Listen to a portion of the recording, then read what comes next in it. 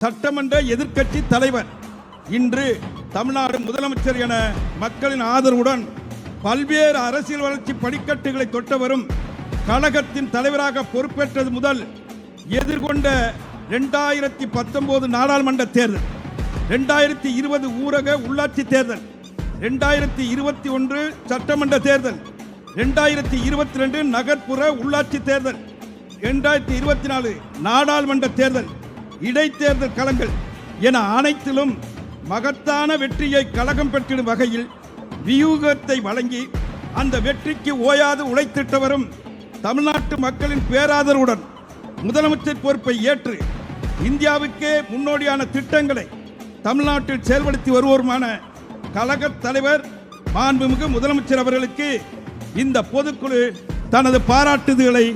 தெரிவித்துக் கொள்வதுடன் எதிர்வரும் 2026 சட்டமன்ற தேர்தலில் கழக கூட்டணி முழுமையான வெற்றி பெற்று கழக தலைவர் அவர்கள் தொடர்ந்து முதலமைச்சர் பொறுப்பேற்க நாம் அனைவரும் அயராது உழைப்போம் என இப்பொதுக்குழு உறுதியேற்கிறது.